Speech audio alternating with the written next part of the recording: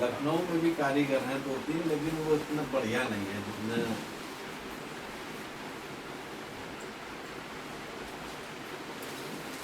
चलो ठीक है वॉल्यूम दिन में रिकॉर्ड थोड़ा कितने बजे आप आ जाते हो?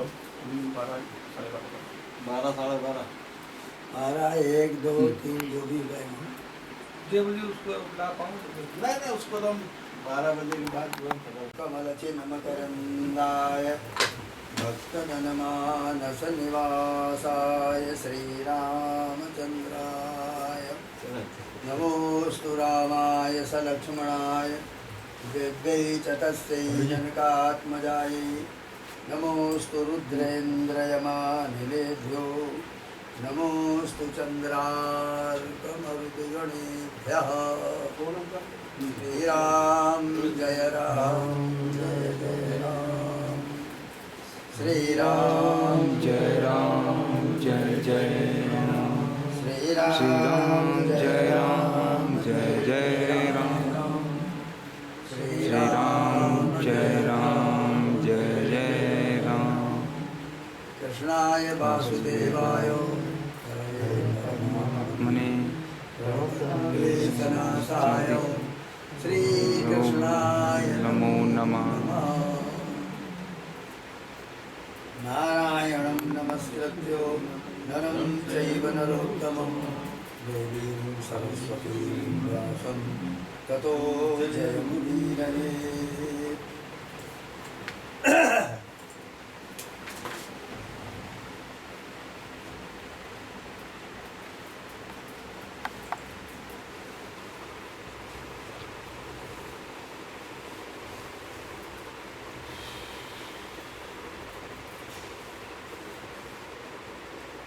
अप्यावयोरेकपतिस्पृधो कलिर्नश्चात्कृतत्वच्चरणैकतानयोः जगज्जनन्यां जगदीश वैशसं स्यादेव यत् कर्मणिनः समीहितम्।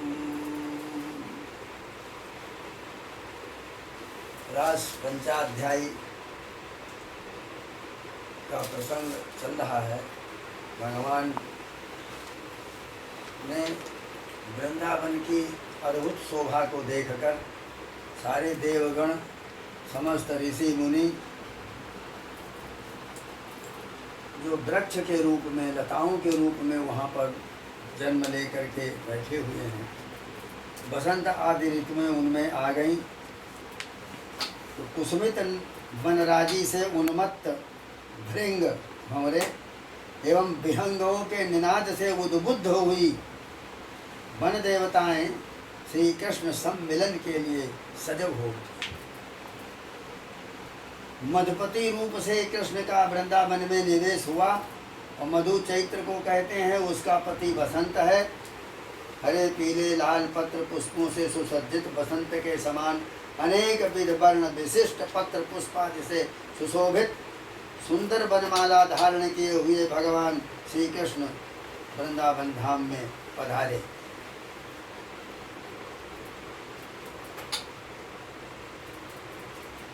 भगवान श्री कृष्ण संप्रयोगात्मक विप्रयोगात्मक उद्बुद्ध उभय विध श्रृंगार रसात्मा है। संप्रयोग और विप्रयोग, विप्रयोग माने त्याग विरह और संप्रयोग श्रृंगार। इससे उद्बुद्ध उभय विध दोनों प्रकार के श्रृंगार रस की आत्मा भगवान कृष्ण ही है। इसमें संप्रयोग माने संजोग और विप्रयोग माने वियोग। तो कृष्ण की मूर्ति प्राकृत पुरुषों के समान अस्थि चर्म मांसमय नहीं है। हड्डी चर्म और मांसमय मूर्ति उनकी नहीं है, अपितु उभय विध श्रृंगार रसमय है। दोनों प्रकार का संजोग और वियोग का जो श्रृंगार होता है वो श्रृंगार रसमय है। वे उभय रस भी उद्बुद्ध हैं, उद्वेलित हैं, पूर्ण रूपेण अभिव्यक्त हैं। वैसे तो जिस समय संयोगात्मक श्रृंगार अनुभूयमान होता है उस समय वियोगात्मक श्रृंगार का अनुभव नहीं होता। वैसे ही विप्रयोगात्मक यानी वियोगात्मक श्रृंगार रसानुभव काल में संप्रयोगात्मक संयोग के रूप में श्रृंगार रस का अनुभव नहीं होता। वियोग में संयोग का अनुभव नहीं होता और संयोग होने पर फिर ये नहीं होता कि वियोग होगा। ऐसा रस आ जाता है, उसी रस में वो डूब जाता है, ये नहीं समझता कि अभी क्षण भर में ही हमसे अलग हो जाएगा। परंतु भगवान श्री कृष्ण में यही विशेषता है कि यहाँ उभय विध श्रृंगार रस का एक कालावच्छेदेन पूर्ण प्राकट्य है और दोनों का अनुभव भी एक ही काल में हो रहा है। वन देवियों को संप्रयोगात्मक श्री कृष्ण और ब्रज देवियों को विप्रयोगात्मक श्री कृष्ण अभिव्यक्त हो रहे हैं। यानी वन में रहने वाली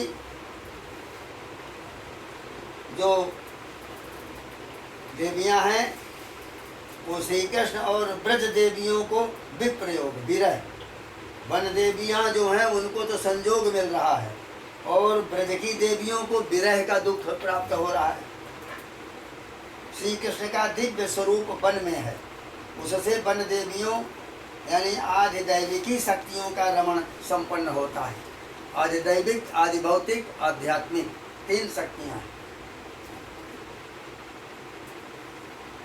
यद्यपि गोपांगनाएं उस समय ब्रज में हैं और गोपालों के साथ श्री कृष्ण उनसे दूर हैं, तथापि उन्हीं के ये उद्बुद्ध संप्रयोग यानी संयोग श्रृंगार रसात्मा श्री कृष्ण अनुभूयमान है। सर्वविध क्रिया शक्ति का संचार गोपालों में एवं ज्ञान शक्ति का संचार बलभद्र में है। ये सब स्थिति ब्रज देवियों की पूर्णतया ज्ञात है। ये आसक्ति की महिमा है। आसक्ति के प्राखल्य से दूरस्थ श्री कृष्ण की सब लीलाएं ब्रजस्थ श्री गोपांगनाओं की प्रत्यक्ष अनुभूयमान हो रही हैं। विद्या जैसे पंचपर्वा है वैसे अविद्या भी पंचपर्वा है। विद्या के 5 पर्व होते हैं, अविद्या के भी 5 पर्व होते हैं। अविद्या में अंतिम आसक्ति होती है और विद्या में अंतिम भक्ति होती है। ये अविद्या की अंतिम पांचवी कौन सी वस्तु है? आसक्ति। और विद्या की 5वीं भक्ति। इन दोनों का स्वरूप प्रायः एक ही है। गोपांगनाओं की कृष्ण विषयिणी आसक्ति अत्यंत उत्कृष्ट थी। उन्होंने समस्त सांसारिक सुख एवं तत्सामग्रियों को तुच्छ समझ लिया था। श्याम सुंदर ब्रजेंद्र नंदन मनमोहन श्री कृष्ण ही उनके ज्ञेय अवधेय और परमाराध्य सर्वस्व थे। दूर रहने पर भी ब्रजांगनाओं को उनके समस्त रहन सहन गति विलासादि का साक्षात अनुभव होता है। इसलिए गोपांगनाएं महाजोगींद्र की गति पर अवस्थित थी। महान योगी जो होते हैं उनके समान। उन्हें आसक्ति बसात विप्रयोग काल में ही यानी वियोग के काल में ही भगवान का मानस सम्मिलन प्राप्त होने से संप्रयोगात्मक श्रृंगार का अनुभव हुआ। उस उद्बुद्ध संप्रयोगात्मक विप्रयोगात्मक उभय विध श्रृंगार रसात्मक प्रियतम प्राणधन भगवान श्री कृष्ण स्वरूप वेणु गीत को श्रवण करके ब्रज देवियों को स्मरोदय हुआ। काम का उदय हो गया उनके भीतर। स्मर माने काम। तद ब्रज स्त्रिय आश्रित्यो वेणु गीतम स्मरोदयम उत्कंठा पूर्वक स्मरण हो, यही स्मर है। उत्कंठा पूर्वक स्मरणेन यत् तत् स्मरः, उसको स्मर कहते हैं। स्मरो वा आशायाम भूयान। इस श्रुति के अनुसार स्मर का तात्पर्य यहाँ काम में नहीं है, अर्थात वेणु गीत को श्रवण करके गोपांगनाओं को उस वेणु गीत के उद्गम स्थल श्री कृष्ण का अत्यंत उत्कंठा पूर्वक स्मरण हुआ। ज्यों ही ब्रजांगनाओं के निरावरण कर्ण कोहरों द्वारा वेणु गीत उनके अंतःकरण में प्रविष्ट हुआ, त्यों ही श्री कृष्ण के स्वरूप के स्मरण की धारा बह चली। कुछ ब्रजांगनाओं के मन में वस्तुतः काम का भी उदय हुआ। अथवा स्मरोदय का अर्थ है स्मरणेन उदयो जस्य, अर्थात श्री कृष्ण जब श्रीमद् वृंदावन में पधारे तब यहाँ के पद्मामोदित वायु के संस्पर्श, पद्म माने कमल, कमल से आमोदित सुगंधित वायु के संस्पर्श एवं भृंग विहंगमों के कलरव को, भंवरों के कलरव को श्रवण करके उससे उन्हें ब्रज देवियों का स्मरण हुआ और उसी स्मर भाव विशेष रूपी उद्दीपन विभाव से वेणु गीत का उदय हुआ। भगवान तो वेणु वादन विनोद परायण हैं, वे रोज ही वेणु बजाते हैं, किंतु आज के वेणु गीत में कुछ वैशिष्ट, आज के वेणु गीत में कोई विशेषता थी। तासामेव स्मरणेन स्मरणेन उदयो जस्य तं स्मरोदयम्। कहते हैं विचित्र कोकिला आदि के मधुर शब्द के श्रवण से, वृषभानुनंदिनी श्री राधा का स्मरण होने से वेणु गीत का उदय हुआ। साधारण भक्त भगवान से मिलने का उपाय सोचा करता है और उत्कंठा पूर्वक उनका स्मरण करता रहता है। जब उत्कंठा अत्यंत बढ़ जाती है तब यही उत्कंठा भगवान में चली जाती है। और पहले जैसे भक्त भगवान से मिलने के उपाय सोचा करता था, वैसे ही अब भगवान भक्त से मिलने के उपाय सोचते हैं।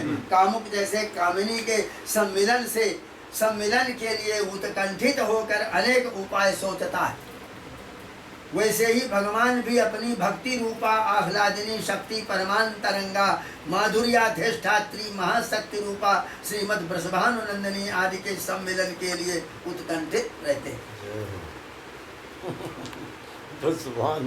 और सोचते हैं कि उनसे मिलने का कोई उपाय निकालना चाहिए। कामुक जैसे कामिनी को वश में करने के लिए किसी मोहन मंत्र का प्रयोग करे, वैसे ही श्री कृष्ण श्री राधा ललिता विशाखा आदि परमांतरंगा माधुर्याधिष्ठात्री एवं तदंसभूता ब्रजांगनाओं को वश में करने के लिए मोहन मंत्र ढूंढने लगे। फिर उन्होंने बंसी की आराधना आरंभ की। यहाँ एक बात बड़े महत्व की है कि ब्रजांगनाओं ने पहले श्री कृष्ण प्राप्ति के लिए जैसे कात्यायन्यर्चन व्रत का अनुष्ठान किया था, वैसे ही भगवान ने बंसी आराधन किया। बंसी साक्षात भगवान रुद्र हैं। तो रुद्रस्तु भगवान बंसा, रुद्र भगवान ही भगवान बंस हैं। बिना भगवान शिव की आराधना किए क्या अभीष्ट फल कभी प्राप्त हो सकता है? इच्छित फल बिनु शिव आराधे, लहही की कोटि जोग जप साधे। इसीलिए श्री कृष्ण ने श्रीमद् ब्रजांगनाओं की प्राप्ति के लिए बंसी रूपी भगवान रुद्र का आराधन आरंभ किया। आराधना का प्रकार भी विचित्र था। अपने सुमधुर कोमल अधर पल्लों पर बंसी को शयन कराते हैं। अपने अनेक दिव्य रस मणिमंडित मुकुट का उस पर छत्र करते हैं। परम देदीप्यमान सुवर्ण मणिमय कुंडलों से आरती उतारते हैं। सुमधुर अधर सुधा का भोग लगाते हैं और अपनी कोमल अंगुली दलों से उसका पाद संवाहन करते हैं। ये पैर दबा रहे हैं बंसी के पैर दबाते हैं। इस प्रकार आराधन करते करते श्री कृष्ण को यह जानने की इच्छा हुई कि अभी इष्टदेव प्रसन्न हुए या नहीं। क्या सुंदर रूपक है।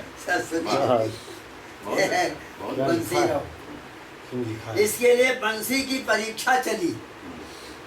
एक दिन उसकी ध्वनि से जमुना की गति रुक गई। एक दिन ऐसी बंसी बजी कि जमुना रुक गई। बंसी के उस दिव्य प्रभाव को देखकर विश्वास बढ़ा, श्रद्धा बढ़ी, इससे पूजा भी बढ़ी, आराधना और तन्मयता से चलने लग गई। तो एक दिन वृंदावन के पाषाण बंसी की ध्वनि को श्रवण करके द्रवीभूत हो गए, पत्थर पिघल गए। तो पशु पक्षी देवताओं के विमान आदि की भी गतियां रुक गईं, सब स्तब्ध हो गए। इस प्रकार से जब पूर्ण रीति से बंसी की परीक्षा हो गई, तब श्री कृष्ण ने आज गोपांगनाओं के लिए उसे बजाया। तद ब्रजस्त्रिय आश्रित्य वेणुगीतम स्मरोदयम। उस वेणुगीत को जैसे ब्रजांगनाओं ने सुना, वैसे ही औरों ने भी सुना, परंतु रसिकता के अभाववश औरों पर उसका प्रभाव नहीं हुआ। ठीक ही है, रसिकों के रस का निवेदन निष्फल ही होता है। अरसु केसु कवित्व निवेदनम शिरसी मालिक मालिक मालिक। समस्त ब्रजवासियों ने उसे सुना, पर रसिक शिरोमणि का कुछ ब्रजांगनों पर प्रभाव अधिक व्यक्त हुआ।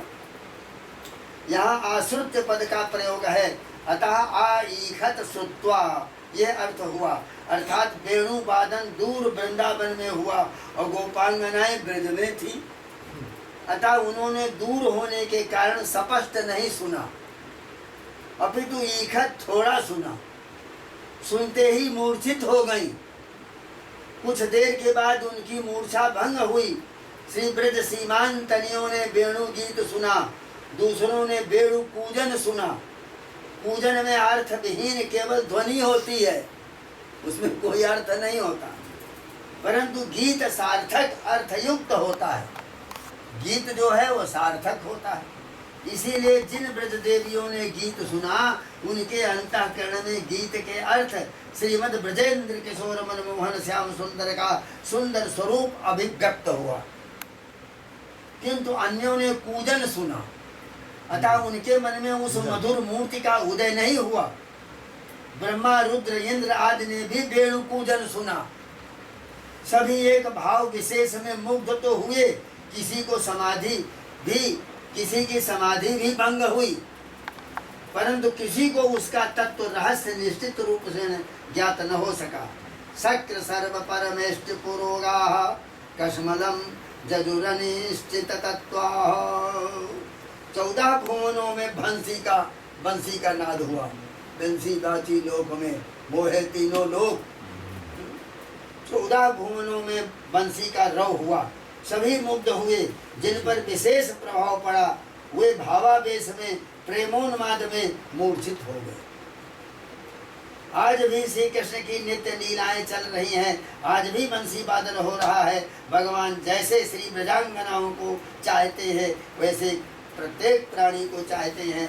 प्रत्येक के लिए उनका वेणुगीत सदा गाया जा रहा है। उस गीत की मनोहरता भी सर्वजनों के लिए है। सर्वभूत मनोहरम, परंतु महामोहावृत मनस्क होने के कारण, महामोह से आवृत घिरा हुआ मनस्क होने के कारण लोगों की प्रवृत्ति उधर नहीं होती। काश्चित परोक्षम कृष्णस्य स्वसखेभ्यो न वर्णयन्। यहाँ काश्चित पद से ये भाव निकला कि कांत भाववती ब्रजांगनाओं को तो स्मरोदय हुआ। जो कांत भाव की हमारे कांत हैं, पति हैं, उनको तो काम पैदा हो गया। परंतु श्रीमन नंद गेहिनी, श्री जसोदा, श्री रोहिणी आदि मान्याओं में उसी वेणु गीत के श्रवण से वात्सल्य भाव का उदय हुआ। उनके अंदर भी वो बंसी की ध्वनि आई, लेकिन उनके अंदर वात्सल्य भाव का उदय हुआ। ये हमारे पुत्र हैं। अस्तु कुछ ब्रजांगनाएं वेणु गीत पूजन को श्रवण करके मूर्छित हो गईं। कुछ काल में पुनः सावधानता आने पर वेणु गीत सुना, उसका तत्व समझ करके प्रेमोन्माद में पुनः मूर्छित हो गई। भगवान के अनुग्रह विशेष से पुनः सावधान होकर अपनी सखियों से उस तत्व का वर्णन करने में प्रवृत्त हुई। तद ब्रजस्त्रिय आश्रित्य वेणुगीतं स्मरोदयं काश्चित् परोक्षं कृष्णस्य स्वसखीभ्यो वर्णयन्। तद वर्णयितुमारब्धाः स्मरन्त्याः कृष्णचेष्टितं नासकन् स्मरवेगेन विक्षिप्त मनसो नृपाः। जब भगवान श्री कृष्ण ने वेणु पूजन किया, बंसी बजाई, तब सभी श्रवणकर्ता उससे प्रभावित हुए, क्योंकि पूजन या ध्वनि का ये स्वभाव है कि श्रोता पर कुछ न कुछ प्रभाव अवश्य करती। विशेषता इस वेणु पूजन के श्रवण से सब में भगवदीयता का भाव आविर्भूत हुआ। पूजन नाद की यह महिमा है कि जिससे ये संबंधित हो उसे भगवान का बना दे। यहाँ पूजन रव गति भिन्न भिन्न है, क्योंकि यह भगवद अधर सुधा से संबलित है। भगवान के ओठों में रहने वाली अधर सुधा, उससे ये संबलित है, घिरा हुआ है। भगवान की अधर सुधा के सभी समान अधिकारी नहीं हैं, अतः स्वस्वाधिकारानुसार उसमें अधर सुधा वितरण के लिए वेणु वादन में भी पूजनादि का भेद है। अधर सुधा के 3 भेद हैं। देव भोग्या, भगवत भोग्या, सर्व भोग्या। एक तो अधर सुधा जो खाली बंसी से निकली, उसको देवताओं ने सुना तो सारे लोग स्वर्ग लोक के देवता सब मूर्छित होकर अपने अपने स्थानों में गिरे। दूसरी भगवत भोग्या, श्री कृष्ण के एक ही अधर में रहती हैं, परंतु इनका दान उन योग्य अधिकारियों को ही होता है, सबको नहीं। यहाँ भावुकों का ये भाव है, अधर एव लोभा। इस उक्ति के अनुसार भगवान का अधर ही साक्षात मूर्तिमान लोभ है। जैसे भगवान का मन चंद्रमा, सूर्य, नेत्र आदि है, वैसे ही मूर्तिमान लोभ अधर है। भाव यह है कि भगवान ने अपने अधर सुधारूपी कोष का अध्यक्ष लोभ को बनाया। सुनिए, अध्यक्ष भंडारी कृपण होना चाहिए। वो जिसे जिस वस्तु का जितने का अधिकारी समझे, उसे उस वस्तु को उतना ही प्रदान करे। इसीलिए भगवान ने स्वाधर सुधा का अध्यक्ष लोभ को बनाया, जिससे वो एक ही अवसर में रहने वाली 3 तरह की सुधा को अधिकारानुसार प्रदान करे। यहाँ वेणु पूजन को ब्रजस्थ सभी प्राणियों ने सुना, परंतु उसके द्वारा वितरित होने वाली अधर सुधा की प्राप्ति वृषभानुनंदिनी, ललिता, विशाखा आदि अधिकारिणी अंतरंग भूता ब्रजांगनाओं को ही हुई। पहले कथा कहा जा चुका है कि वेणु छिद्र द्वारा निर्गत भगवान श्री कृष्ण की अधर सुधा के संबंध से सब रसात्मक हो गए। यो देखें तो निखिल विश्व आनंद रूप ही है, क्योंकि ये समस्त चराचर जगत एक अखंड अनंत निर्विकार आनंद से उत्पन्न हुआ है और ये उसी में स्थित है। आनंदाद्धेव खल्यमानि भूतानि जायन्ते आनंदम प्रतिसंविशन्ति तस्मात् आनंदो ब्रह्मेति व्यजानात्। आनंद ही ब्रह्म है।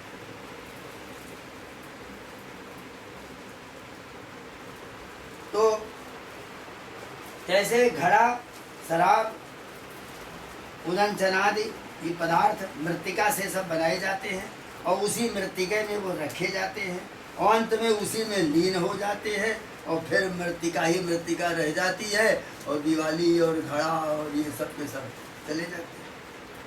तो भी विश्व की आनंद रूपता माया से आवृत होने से आनंदाद्धेव खल्यमानि भूतानि जायन्ते आनंदम आनंदेन जातानि जीवन्ति आनंदम प्रयन्त्य विसंविशन्ति के कारण अभिव्यक्त नहीं। नाहं प्रकाशा सर्वस्य योग माया समावृताः। जैसे काष्ठों में अग्नि व्यापक होते हुए भी अव्यक्त है।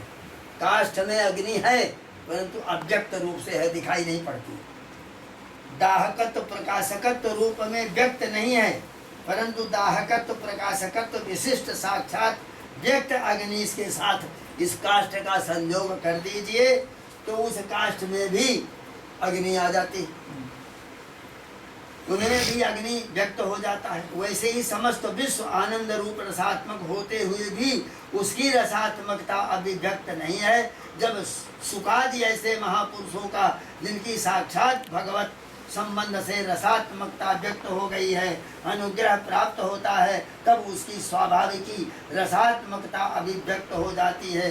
देवो भूत्वा देवम जरेतो, अर्थात भक्त स्वयं भगवत रूप हो करके भगवान का यजन करे। इस सिद्धांत के अनुसार अचिंत्य अनंत परमानंदमय निखिल रसामृत मूर्ति भगवान श्री कृष्ण का अंतरंग रमण उन्हीं के साथ हो सकता है जिनकी भगवदीयता रसात्मकता अभिव्यक्त हो चुकी।